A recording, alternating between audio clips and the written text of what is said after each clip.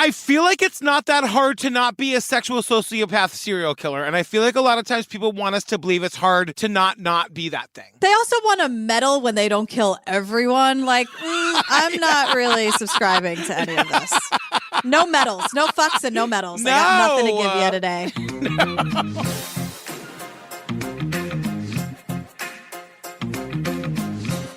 Hi, Julia Benzavalli. Hello, Patrick Hines. Hi, America and international community. How's everyone doing today? Who are you? I don't know. What's going on? I'm mixing it up. You guys, we're recording on a Monday. Look, it's in the past, but you guys are in the future. We've already done Broadway, but where we are, Broadway's a week from this minute. Uh-huh. I'm tired. Yeah. I'm real tired. I'm kind of grumpy. Kind of? It's there's a whole lot happening today. I will say that. There's just a lot going on. Listen, you're no ray of sunshine over there on the east side either, pink hair. Wow. Wow. But I'm just saying, we gotta power through. Let's do it. We're so tired and hungry. It's 2:18. This is so much earlier. Everything is thrown off. I have no idea what's going on. I don't even need my ring light. It's so bright in this room. Like, what is happening? I know. What are we doing? You guys, I'm going to mention it real quick. Come see us on tour. Chicago, Seattle, Los Angeles, Boston. That's way out of order. Definitely not in that order.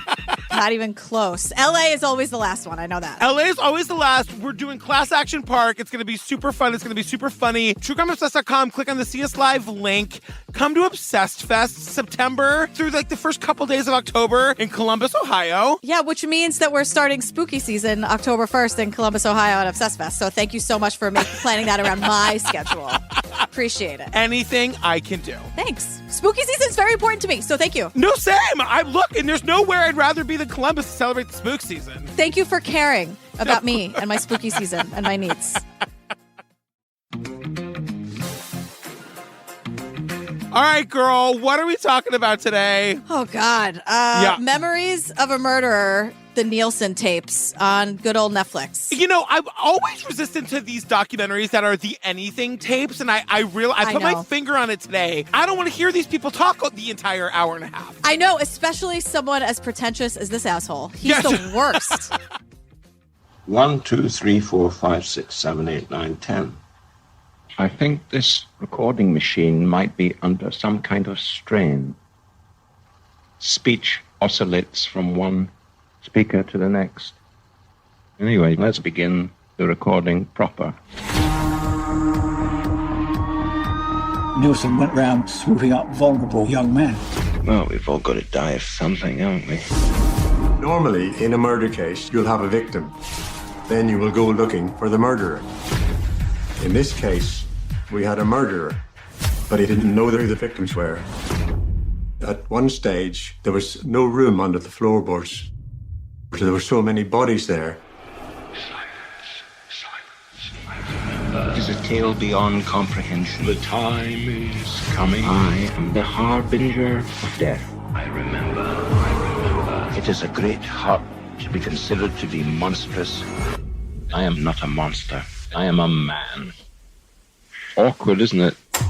So it starts with him talking into a recorder, and he's talking about how, like, the sound is oscillating from one side to another. He's annoyed. I'm annoyed. Well, he's also smoking, which neither of us love. We got to talk about how cushy these fucking British jail situations are. We'll get there when we get there. What on earth? What on earth? And then he coughs and he goes, Oh, dear. oh, dear. I know. And then he's also complaining about his coverage in the press. And he's like, yes, I committed murder. Okay. Everything else is fiction. The minute you hear murder, everyone gets real judgy. And I'm like, yeah. Well, it opens in London. It's 1983. We meet Steve McCusker, I think is how you say it. He's a detective inspector. He says, I remember the day because it was cold and miserable outside. To which I said, isn't that just London weather? Dreamy. I know. Dreamy. I know. Steve McCusker gets a phone call about Cranley Gardens and some suspected human remains that were found in a manhole. Correct. Cranley Gardens it's like a neighborhood, not a drag name. No, not yet anyway. Not yet. The thing about this situation, you guys, this is like Sondheimian English musical theater shit. Wow. When we got there, the tenants were standing around the manhole. The toilets had been blocked, and that engineer had been called to clear the drains. And he discovered huge amounts of flesh and bone when they dug out what was clogging up the drains, it was literally bone and flesh. My jaw, I was watching this at 4 a.m. My jaw hit the table at that description. Yeah, we also get this guy, Nilsen, because he admits it and is very proud of it all. This is not a mystery as to who did this. Yes. The tenants said that at midnight, the night before, they heard this scraping noise. And so they opened the door to go see what the fuss was all about. What is all that racket? And they're like, it's the guy from upstairs. He's outside. It's freezing cold. He's wearing a vest. And he's like, oh, don't mind me. I'm just out here peeing. And they asked him if he was all right. And he said, I am. I've just been outside for a pee. I've just been outside for a pee. That's it. Just a wee pee. That's all. For a pee. That's all. Upon investigation, the detectives determined that the bones that were clogging up these people's drinking water and shit were human. Yeah. And they also say you guys, there's no other word for it. The flesh that was clogging up the drains was so fresh that the cops could literally see strangulation marks on the flesh. Yes. So they're immediately let's go into your house, crazy. Let's go into your apartment. So they go into his apartment and the cops are just Stop messing about. Where's the rest of the body? And he looked at me and he pointed to the wardrobe. Where's the rest of this body? What's happening? And he just points to the wardrobe like it's nothing. Literally, he answers the question. The rest of the body's in the wardrobe. I said they go to the wardrobe and they open it and weirdly don't find Narnia. It's an English literature joke. Narnia. Wow. Instead, they find literally 2 trash bags full of human remains. Right. So McCusker's grabbing him by his collar, hauls him downtown to the station if they do that over in England. And he's like, you're arrested on suspicion of murder. And I'm like, suspicion? Yeah, at the very least, suspicion of murder. You actually know where the bodies are buried. McCusker asks the guy en route. In the car on the journey to the police station, I was asked, are we talking about one body or 2 here? I immediately replied with 15 or 16. It made the hair on the back of my neck stand up. Dennis Nilsen, the killer, replies 15 or 16. And he said the cop who's driving the car who heard this exchange almost drove off the road. Right, because when he realizes, McCusker's those garbage bags were gigantic. There's definitely more than one body there. So 1 or 2, and he goes, closer to 15. What? Oh my God, that's so scary. But of course, they're do we even believe this guy? What's happening? It's very crazy. And then, as the title indicates, this whole thing is being, intercut with tapes of Nilsen providing his own narration for what happens. In describing going to the police station, he writes, I glide down a long corridor with my escort, and I'm lodged in the first cell at the end of the line. I am deposited there, in this antiquated room with a small bench and rough, upright, small stool of a table. I sit there, light up a cigarette, and pause. Shut the fuck up, Nilsen. I can't. Shut up. I can't listen to this for the next 90 minutes. With your stupid, jailhouse cigarette. Shut up. But, he's allowed cigarettes in prison. This doesn't make any fucking sense to me. Well, I don't know if he's allowed. I mean, you can trade, you can make things. I guess, but, remember? at one point we see him with, playing the keyboard. His cell is carpeted. He gets weed eventually. Yeah. So there's that, too. And one of this English inmate got afternoon tea. Remember that? Yes. I'm all for prison reform, but it's gotten too good, if you ask me. I just feel there's got to be a balance. If the guy did it and he's talking about it, can we not give him a Casio keyboard? In the 80s, that was such a big get. It'd be like getting an iPhone today. You can hit a button and the bossa nova would just play. Dun, dun, dun, na, na, na, na, na, exactly, dun, Girl dun, from Ipanema. That was the only thing. That was the most exotic track on that Casio keyboard.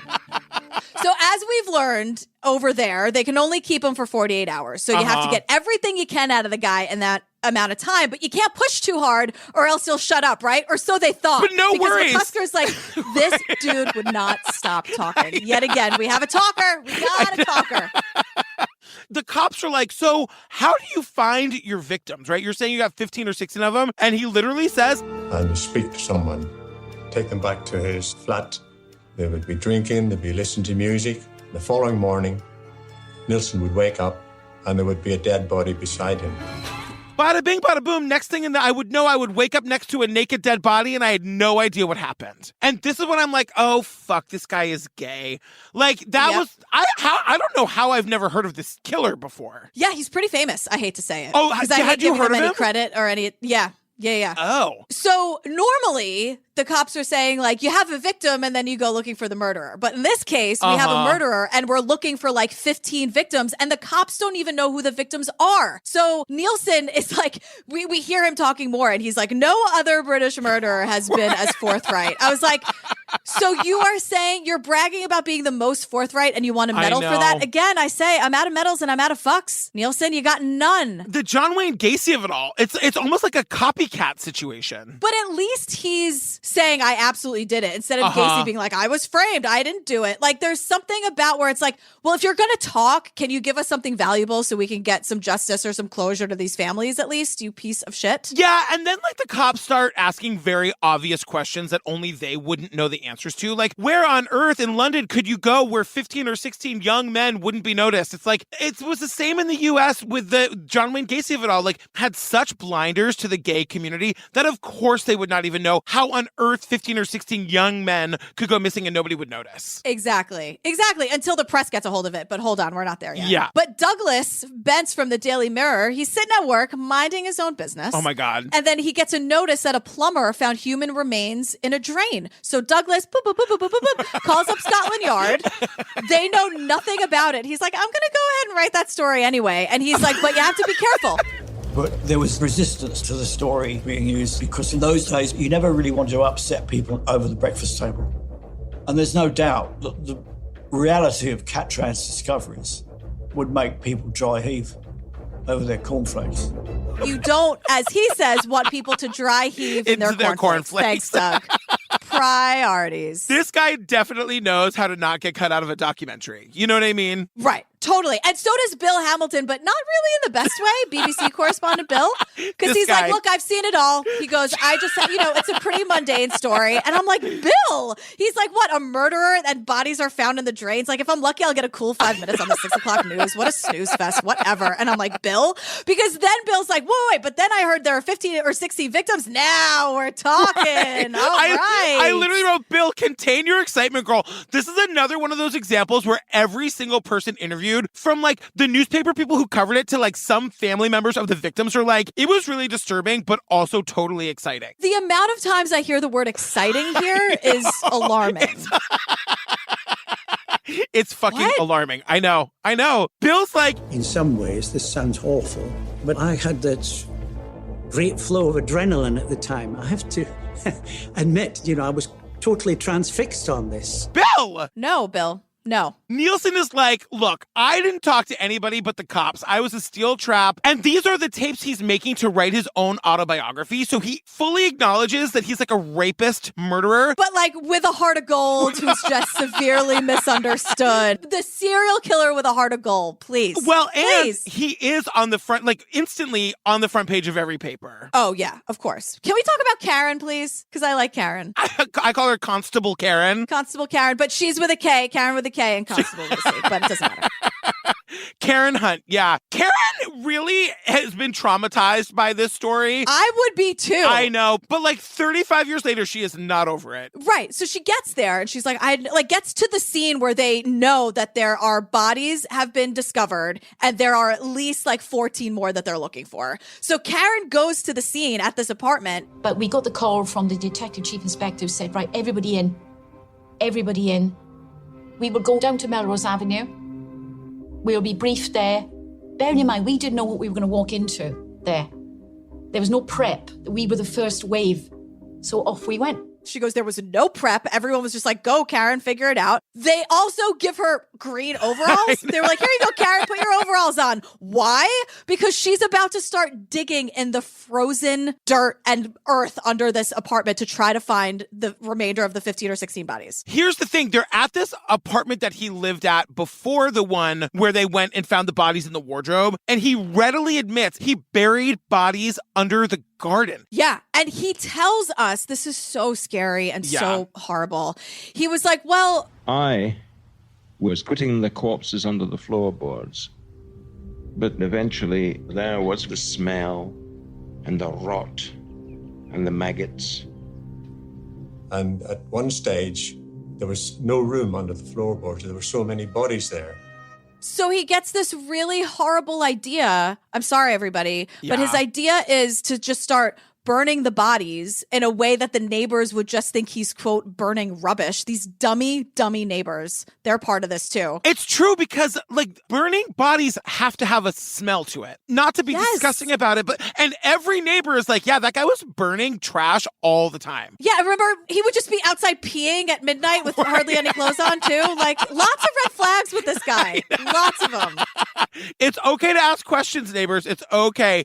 Karen also cannot get over how frozen the ground was and that they kept making her dig. Her hands hurt. She goes, we're going to be here a year. We're going to be here a year, she says. But Karen says, why hasn't there been this huge outcry of, yeah, my son, my father's missing? It wasn't happening.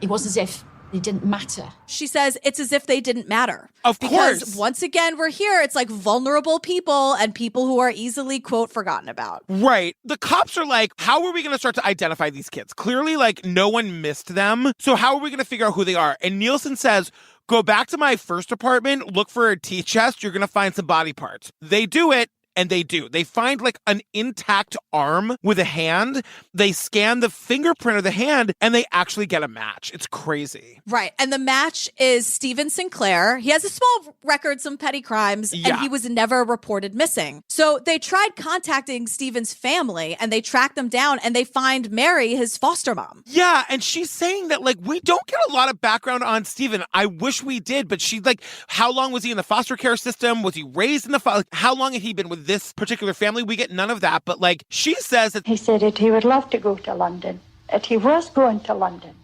And my husband says, well, Stephen, you're silly because it's no place for a boy like you.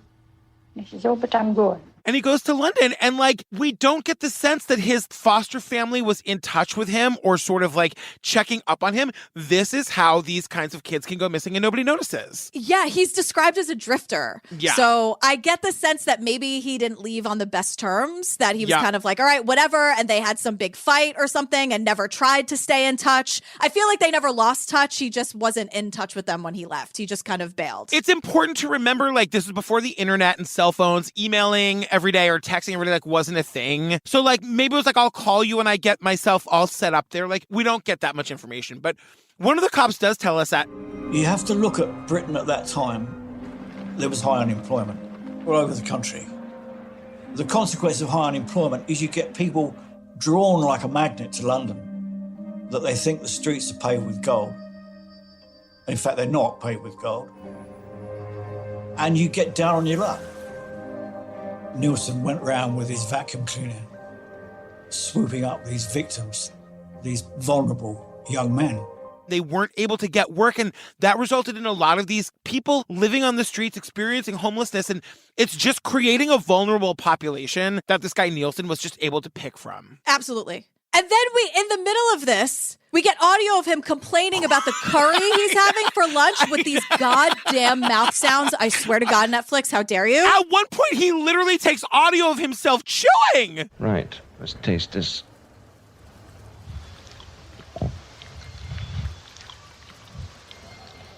That's quite pleasant. It is. I mean, that alone. Gas I chamber know just for that alone. Horrible. Yes. Like, he is disgusting in every way. And then he gives himself credit for making the curry better. Like, I hate him. But like, also, he's being served curry in his carpeted prison room while playing a Casio keyboard and smoking. What is happening? And he has the seasoning to make the curry better. He's got like a spice rack. I know.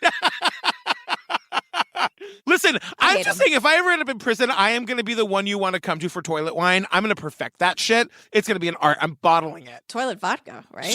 Let's hit it hard if we're there. Oh my God. If I'm in prison for something I probably didn't mean to do, I'm going to be hammered the whole time. Didn't mean to do. That's a very, very important distinction. Back to 1983, 48 hours after his arrest, he's been charged with the death of Stephen Sinclair, and he's appearing in court tomorrow. So this guy's name has been all over the news for 2 days straight, but no one has gotten eyes on him. No one has seen him. And neither have we. I thought this was actually really good filmmaking because it's like, oh, we've been hearing his voice, but we have no idea what he looks like. There was press everywhere waiting for the first picture of this monster. It was almost a feeling of, it's a horrible way to put it, sort of disappointment. Could this possibly be the man? Everyone's like, that's him? He's just a mediocre white dude. And I'm like, yeah, they usually are. He's a nerdy, I called him a nerdy D.B. Cooper looking Herb. Herb. I love that you have totally embraced the word Herb. Listen, I understand what that word means to my core. Remember the composite sketch of like the Zodiac Killer and D.B. Cooper? They look like they're twin brothers. Like, because everyone from this time looked like that. This is exactly what this guy looks like. He looks exactly like all of them. Right. And you know what we need to stop doing? The round robin of people being like, well, he didn't look like a killer. We have to stop this. Killers are killers, and we have to. I know. We must. I demand that we stop it. It's interesting, though, because, like, today, remember, like, Gabby Petito? She's missing, like, everyone knows what she looks like in 5 seconds. Like, all this, like, we have access to stuff that we didn't have back then. So people would, like, know the story of these monstrous deeds and just, like, make the face in their brain to match the deed. And it always ends up being, they all look like Woody Allen. He's another one. I know. If he gets a fucking spice rack in prison, I swear to God. No creature comforts for Woody Allen. We get to the part of the documentary where we get the backstory. Like, you know, this always bothers me. But I did think that, like, this guy from the BBC, I'm calling him BBC Bob, he's like, well, we know his last name is Nilsen. We know he's from a place called Aberdeenshire. So I looked up the Aberdeenshire phone book, and there's only one entry, Nilsen. And I make a telephone call to his mother and said, obviously, you know that we've got to do a program on this. And she said, well, not today. I don't really feel up to it. I said, well, I just happened to be in Aberdeenshire today and it would be a bit of a shame if we had to come back again. She said, all right then. Guilts the mom into an interview that day. Right. I'm going to call him BBC Bill because his name is Bill. So just, you know, do you and I'll do me. I'm going to stick to Bob. Good. The guy from the BBC. It doesn't matter. Bill, Bob, here we are. And Elizabeth Scott, the mother's like, okay, you're right. Come on in. She gives him tea and shortbread. And I have to say, she's like, this isn't the Dennis I know. The Dennis I know is as basic as they come. Not a single extraordinary thing about him. I mean, mediocre at best, and that's being generous. And I'm like, Liz, do I like you? I also love that the mom, she's an excellent hostess. She got dressed up. She cleaned the house top to bottom. She didn't want to do this interview, but when she agreed to do it, she ran a comb through her hair. She cleaned the dishes in the sink. She ran a vacuum over the carpet. Homemade shortbread. Oh my God. For the journalist who kind of strong-armed and bullied his way into her home to talk about her serial killer son. But then she gets a little garbagey because she immediately starts blaming the murders on Dennis's colleagues. I've tried to think what could have gone wrong. And I mean, why the people in London who worked with him, why could they not see something there before this? It's gone on all this time. I believe if he'd been at home, I would have seen something was wrong. What are you talking about, Mom? She goes, well, if he lived with me, I would have noticed. I would have known something was wrong.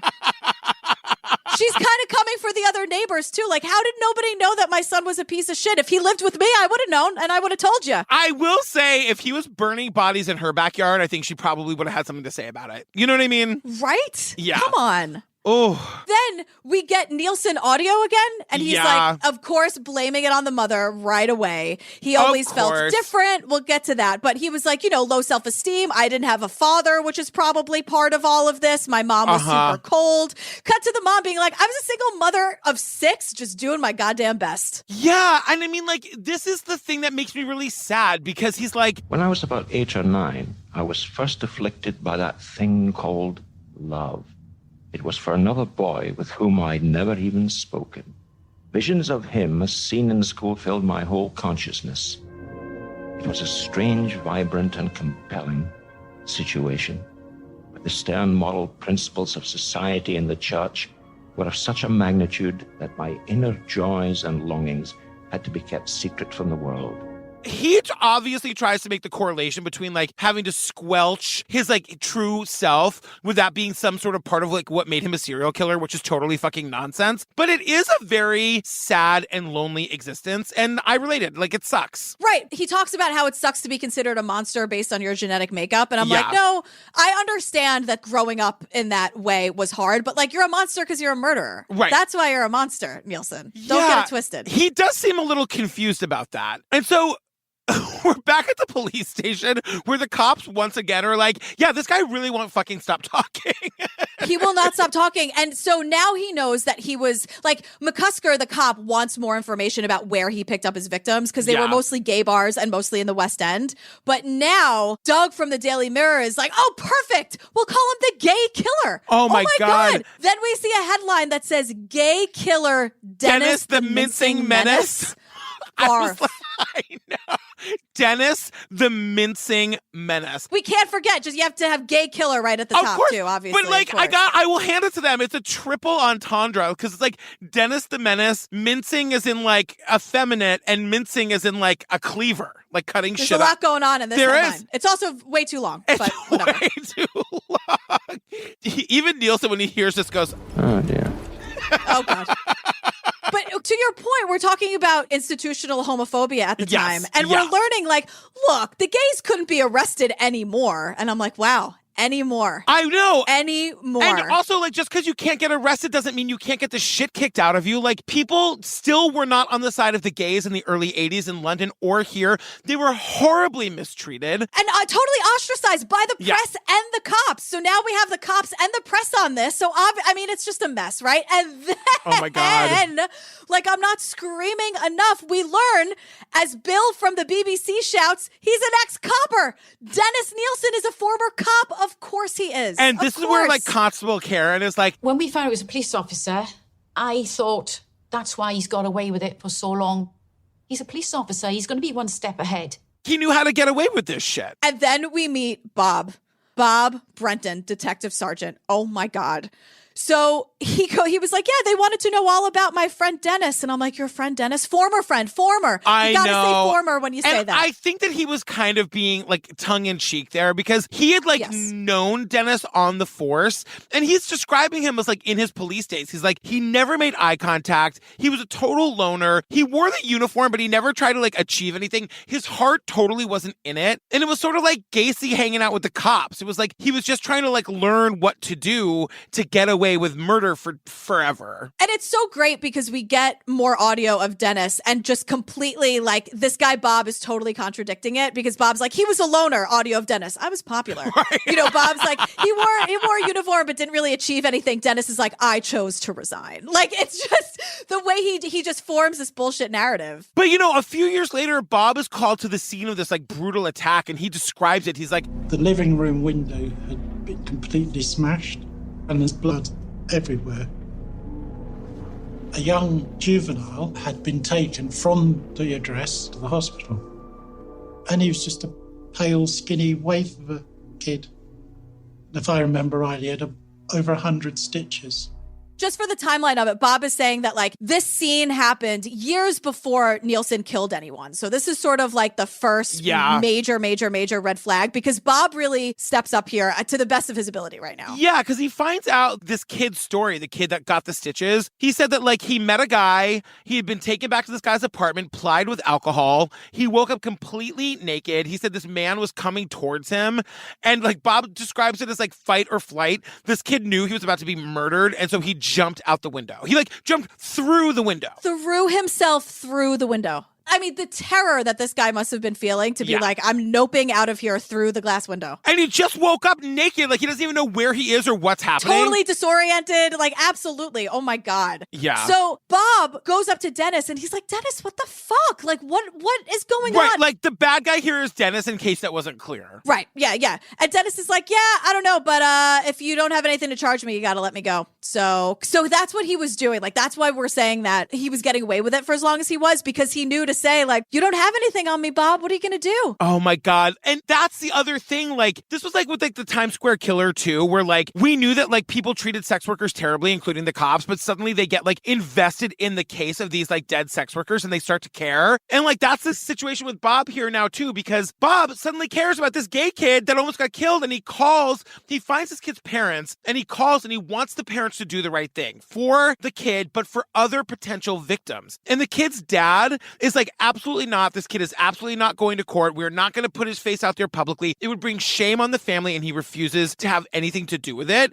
And Bob is infuriated. Right, because the family refuses to press charges, so he gets away with it. Right. And Bob tells the parents, Do you realize what is going to happen if you do not bring a prosecution? He's going to do this to somebody else. No, they were adamant. I was fuming. you have to understand it's bigger than you and your homophobia right now. We need to protect other people. And he goes, I was fuming.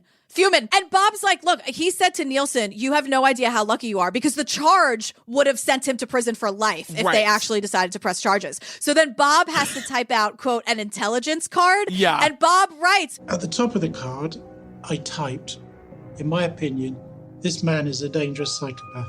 He's a dangerous psychopath. And everyone was like, cool story, Bob, and did nothing. Right. Also, this guy, was a cop. Don't you have to pass some sort of, psychological evaluation to be a cop? No, you should, but no way. Is that true, to this day? You absolutely should have to. I would be astonished, but maybe not. What do I know? Now we're going to the West End of London, baby. It's the theater district. It's sort of the gay area. One of the cops says it was a vibe. I was like, look at you, how hip. It was a vibe. We see the marquee for Jesus Christ Superstar, you guys. It was the 80s. Bum, bum, bum. And McCusker's like, The West End was a vibe. Plenty of action, lots of people, a way to get lost. It was just teeming with millionaires to paupers. so the cops get word about this guy named John the guardsman. Yeah. Nielsen told him about this guy named John. He wore a guardsman hat. And John was a young male sex worker. And the cops are calling him, quote, a rent boy. It is kind of amazing to me, the utter shock on all of these cops to not know that there's a such thing as male sex workers.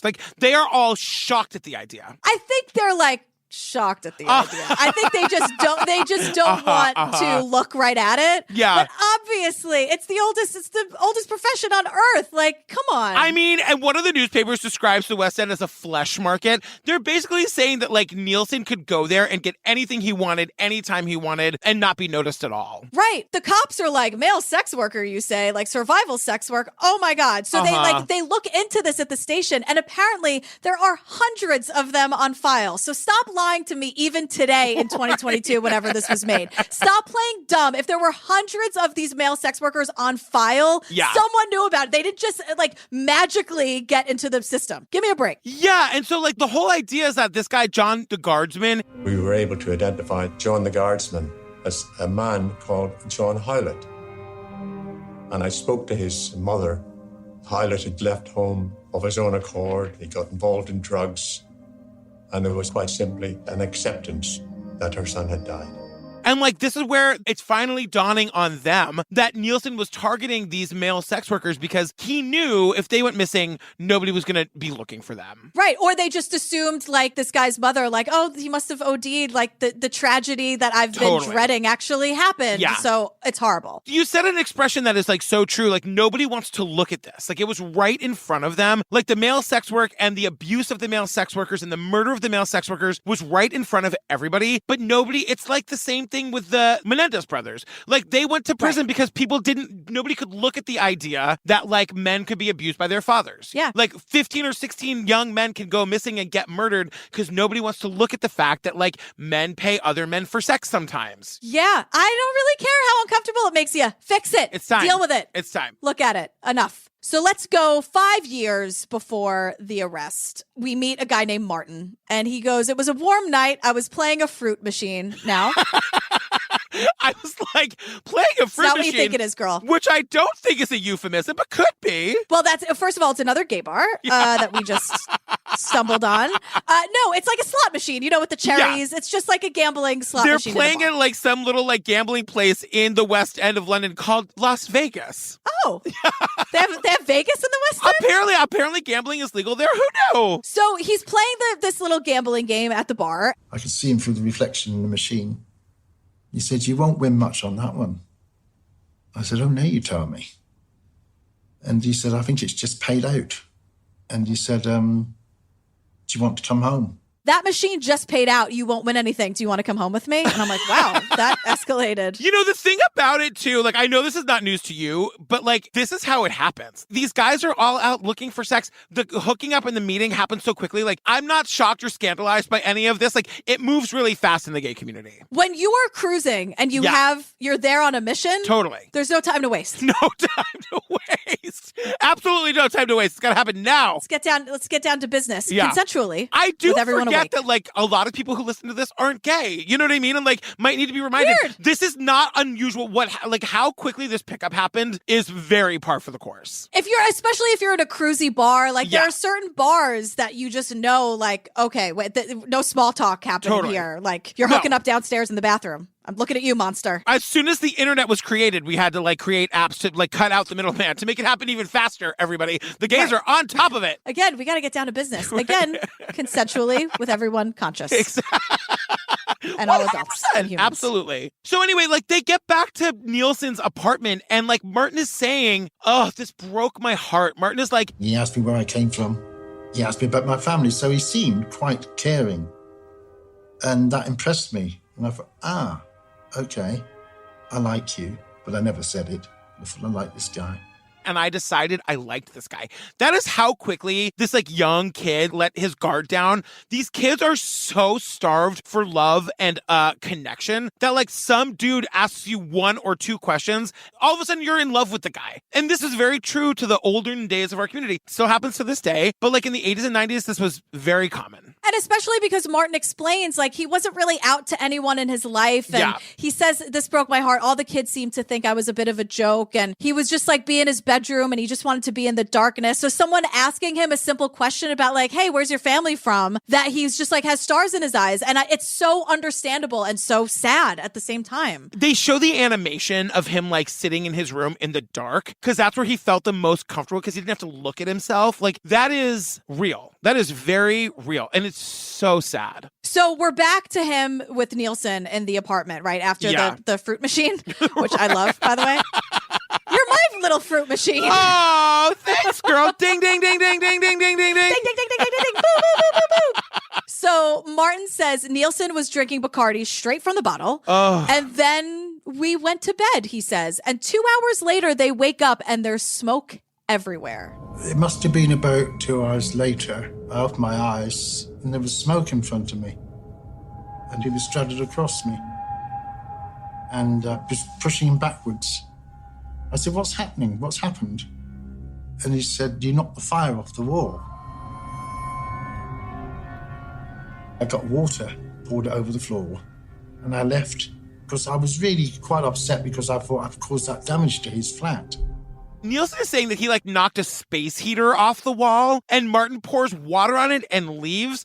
And it's only later that he like after all of this comes out about Nilsen that he realizes that like Nilsen was trying to kill him. That basically Martin would have been Nilsen's first victim. Because he's like this also like Martin just feels bad about breaking the space heater or starting a fire and he leaves and Nilsen lets him leave. But he's like, that doesn't make sense. It was a warm night. The space heater never would have been on to begin with. I think what's happening here is the timing is very important because remember, Nilsen was drinking straight rum out of a Bacardi bottle. Like warm Bacardi? And giving it to Martin. I think, now we're going to learn that he's drugging his victims and I think he's experimenting with doses. I think he didn't give Martin enough of a dose to keep him completely knocked out. So he woke up. I think it was a mistake. And I think he was like intended to be his first victim. Just a guess. But that seems to be like what's going on here. We're back to Constable Karen, who wants to remind us it's freezing out. And her she's hands still are cold. digging. Yes. And Karen's like, I just want to chime in here. I'm sorry. I know I'm a dumb woman with weak arms. I don't know why they gave gave me the job of digging in the frozen dirt with my super, super weak arms. Yeah. But she goes, they were coming up all the time. It wasn't as if after 3 or 4 hours, oh, I found one. It was every couple of minutes. A fragment of this, a fragment of that, teeth. every time she put the pitchfork, which is still weird that she's not using an actual shovel, into the ground, they were constantly finding little bones. And at one point, they find a 6-inch femur, which is a thigh bone. Yeah, because at first I was kind of like, maybe he was lying. Nope, it's very real. He wasn't lying. Karen just really wants to come back and be like, this is the nightmare you think it is. Sorry, didn't mean to interrupt. Just want to tell you this is actually the stuff of nightmares. Continue. I'm so sorry. But now we meet a guy named Shane. We don't really know who Shane is yet, but he goes, that story was like a horror film had come to the real world. But there's also kind of a strange excitement when something like that happens, you know. There's a macabre attraction to that kind of stuff, and you want to know more details. You don't want to know less, you want to know more. But it was also sort of exciting, you know? Shane! Shane's mother, Leslie, goes, of course I was interested. Who was it? And I said, the apple doesn't fall far from the tree, isn't it, Shane? But, like, it's kind of a sad story. Like, Leslie, the mom, Shane is the son. Leslie's describing the scene that one day she gets a knock at the door. It's the cops. They show her a picture and they say, like, do you know this person? And she says, of course, it was Graham, the love of my life. So it was like her partner. I don't know if they were married, but it was like her partner and the father of Shane and their other children. And then they ask her if she knew Dennis Nilsen. She's like, I wasn't really following. The cops were saying that this guy Graham was killed by Nilsen, but also that this guy Nilsen was only picking up homeless homosexuals. And she's like, my husband wasn't gay. So, like, it's not connecting the dots. And this is where we get the disconnect between the truth of the matter and what the media was reporting. Because the media was only reporting that he was, like, the gay serial killer preying on gay people. When really, and, like, this is Leslie's mission, is kind of to say, like, it was much bigger than that. All the people that he killed weren't gay, including my husband. And her thing, it's something we scream about all the time. Like, don't just put them all together. They were individuals. They were people. They were human. I don't care if they were runaways or not. Like, they're human beings and something horrible happened to them. So treat them with respect. She says that the press was barbaric. She tells us the story, too, that at some point a reporter is talking to her and says to her, like, hey, do you know the real story about, like, what happened with your husband? And she's like, no. And the reporter's like, the cops didn't tell you? And she said, no. And he said, it's horrible. Do you want me to tell you? Like, this whole fucking thing is so fucking awful. The fact that the cops didn't tell her, the fact that the reporter knew and decided it was his job to tell her, but essentially, this guy Nilsen saw Graham struggling to get a cab. But no cabs would stop for him because he was staggering all over the place. And Nilsen took him back to his place, where he went behind him and strangled him. And then he sat him in an armchair for 2 days while he went to work. He came back and sat next to him on the settee and they watched TV together. And he'll, like, come home from work and, like, sit and watch TV with Graham's dead body. And then, like, in the end, like, a couple days later, strips the body naked and sexually assaults it.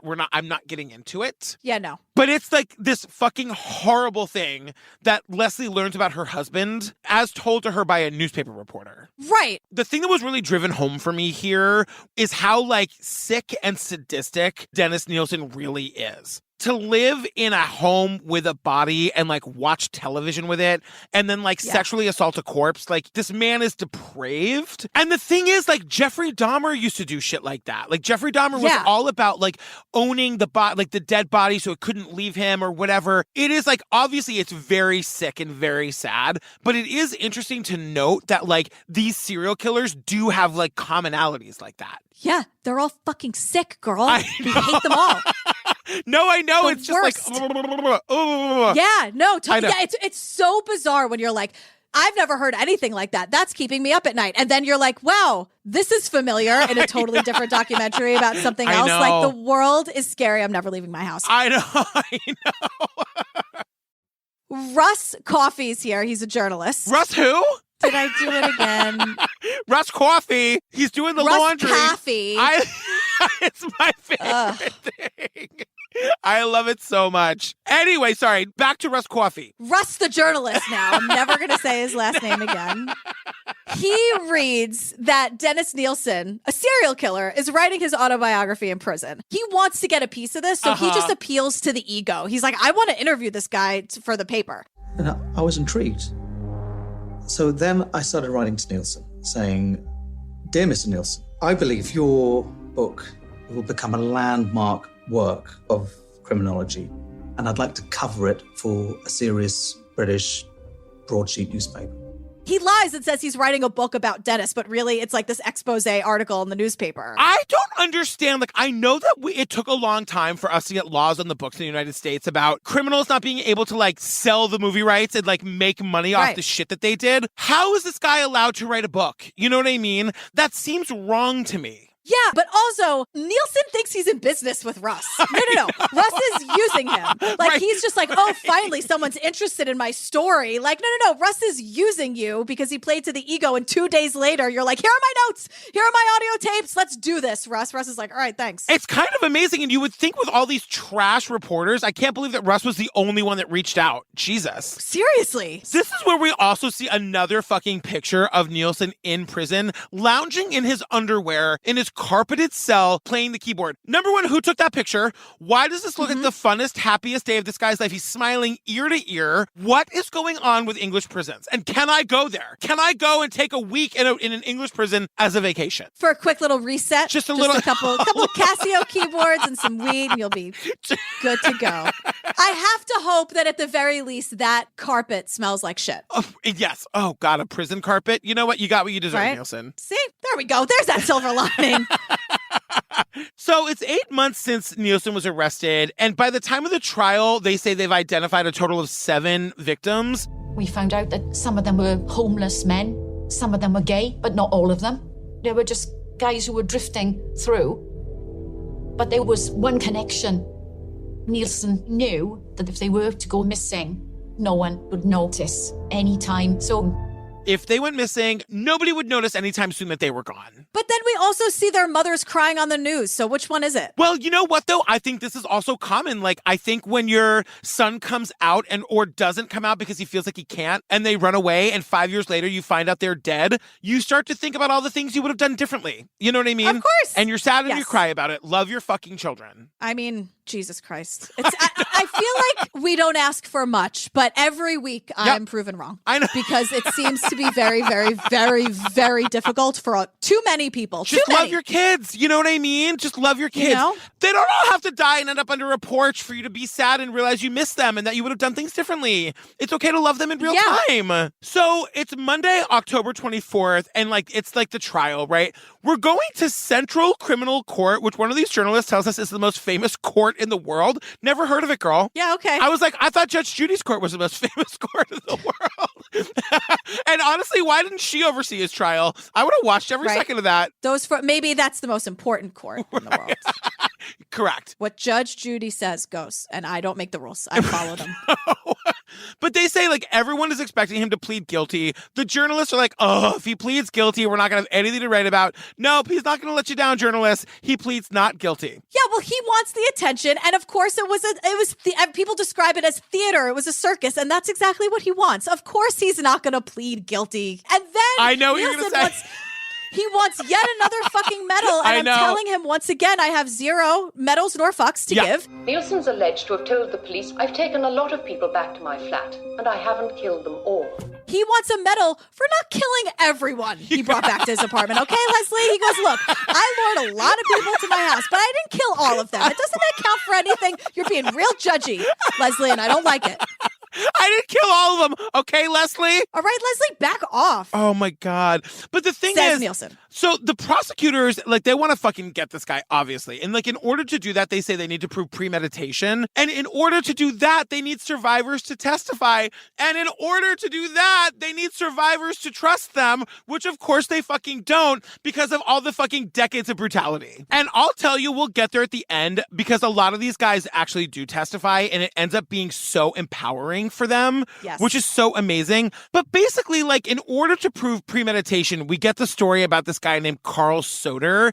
And it's the same story. Like Nilsen picked him up at a pub, brought him back to his house, drugged him with booze. Drinking warm Bacardi out of the bottle. You know that wasn't from the freezer. No. That's just warm Bacardi out of the bottle. I cannot. Also, warm Bacardi. Were they out of vodka in England? Jesus. But, he says that, like, as he's starting to pass out, of course, he doesn't know he's passing out. He's like, I was very sleepy and we were getting cozy. And he told me to watch out for this zipper to this sleeping bag. So, of course, this guy, Carl, wakes up in a fucking bathtub where Nilsen is, like, trying to drown him. And for some reason, Nilsen, like, lets him live. We learn later that some reason is because there wasn't any more room under the fucking floorboards. The gacy of it all. It's so chilling. Like, whenever I hear things like that, obviously, it's the worst thing a person can do to not let someone go, right? Yeah. But whenever I hear that they just, like, on a whim let someone go, it's just like, they just decide willy-nilly all the time. It's so scary. It's like, I feel like I dodged that bullet. You know what I mean? It's so scary to think about, like, Carl could have been anybody, any one of those other victims, right? And Carl says he doesn't know what to do. He's super confused. He can't really remember because he's been drugged, but he knows he wakes up in a sleeping bag in a freezing cold tub. Like, he was being drowned. Like, he knew he was going to die. The cops didn't believe him. They called him a silly little drama queen. And he says it's so heartbreaking. He's like, so I went to the police. They didn't believe me. They didn't take any notice. I was just a silly little puffer, a drama queen. And I thought, well, maybe they're right. They know what they're doing. They know their job. It was me. I imagined it. It must be me. I must be wrong. And so, like, when Carl is called to testify and Martin is called to testify, of course, neither one of them wants to do it. But Carl is, like, had time to mull this over. And he's like, all my life, everyone's made me feel like nothing. Everyone's made me feel less than, made me feel like I have no worth. And I'm going to go fucking testify against this piece of shit and get him put away to prove that I'm worth something. And Martin does the same thing. So Carl and Martin found the strength in what happened to them almost, like it gave them this motivation. And Martin goes, I feel confident. It's lovely. And I'm like, oh my God, Martin. So I found that kind of freedom. I can express myself a bit more. I don't have to hide what I feel all the time. It's lovely. The act of getting on the witness stand in front of the world, being covered by the press, like they're so far out of the closet now they couldn't go back if they wanted to. And that was what they were afraid of. But then they ultimately realized that was freedom. Right. That's how it happens. It's like, back in the 60s, there was always this push to like, come out to your friends, come out to your family. Like that's how we all gain acceptance, but that's how you gain freedom in your own life. And it's kind of amazing to see these like kind of quiet, like timid men realize their own power. It's amazing to see. It's beautiful. And it's also like Russ, the journalist, reminds us. Society didn't create Nilsen. That's what he'd like you to believe. But we've still got to take responsibility for creating the prejudiced society that enabled him to kill over and over again. Society allowed him to get away with it for so long, like the way we treat vulnerable people and gay people is just horrible. And I have to say, if what he did didn't inconvenience someone, like blocking a drain, we wouldn't be here. Like the reason he was caught had nothing to do with his victims. Right. It was because someone needed to call a plumber. Right. You know what I mean? Like, we have to do better. Yeah. Ultimately, at the end of the trial, 10 jurors agreed, 2 dissented. I looked this up. I was like, wait, that's not a unanimous jury. The way the system works in England, a judge can't accept like a majority verdict right away. They have to like make the jury try to come to a unanimous decision. But ultimately, if they can't, the judge can accept a majority decision, which is what happened in this case. 10 agreed, 2 dissented, and like he's locked up and they throw away the key. Yeah. Thank God. Wow. That was a close one. Speaking of dodging a bullet. Oh my God. I mean, in the end, they're only able to identify 8 of his victims. Right. And their names are Graham Allen, Malcolm Barlow, Martin Duffy, who was here with us, Stephen Holmes, who was 14, John Howlett, Stephen Sinclair, Kenneth Ockenden, I believe it is, Ockenden or Ockenden, and William Sutherland. Yeah. And it basically ends with Leslie, the mom, quoting Don Draper, being like, I don't think about you at all. Fuck off. I'm done. I hate you. I'm like, Leslie, you and me, girl. I'll buy you whatever you want. You want tea? You want tea and scones? It's on me. Whatever you want, Leslie. I got you. Oh my God, girl, we did the Nilsen tapes. Is that what this is called? Yeah, Memories of a Murderer, the Nilsen tapes. Holy shit. Oh, you guys, come see us on tour. All right, I'm doing it in order this time. Okay. Chicago, Boston, Seattle, Los Angeles. Tickets are going really fast. We're covering Class Action Park. It's going to be really fucking funny. Wow. Come see us at Obsessed Fest. It's us and Ellen and Joey and Rabia and Bob Ruff and Payne Lindsay and Alexis Linklater. Who else? Maggie and Let's Go to Court. Wait, go to obsessedfest.com. It's all there, right? Exactly. That's where you can get your tickets. Girl, what are we doing next? Oh, everyone pull over, because I have 2 words for you. Oh, God. Tinder swindler. Now, I've not seen this yet. It is wild. It's very long, so we're doing a double drop. It's 2 hours, and there's way too much to talk about. So we're doing Tinder Swindler. You get them in 2 eps. Oh my God. All right, so you guys stay tuned for the trailer for Tinder Swindler, our hilarious outtakes. And that's it. Yeah, not a problem. I wouldn't worry about it. I wouldn't be too concerned. Bye. Bye. We love you. You can find a bit of everything on Tinder, but one little swipe can change your life. I only miss you when it rains. When I first talked with Simon, immediately we had a bond. And when I listen to the radio, He was smart and funny and very impulsive. I shared my whole heart with him. And then he asked me if I wanted to travel with him on a private jet. I was like, shit. He took me to a 5-star hotel. He said we had a special connection. It felt like stepping into a movie. And then in the middle of the night, he said there was something he wants to tell me. He said he has threats against him. He needs our cash. $20,000. $30,000. $140,000. His life depended on me. That's when police tell me the man I loved was never real.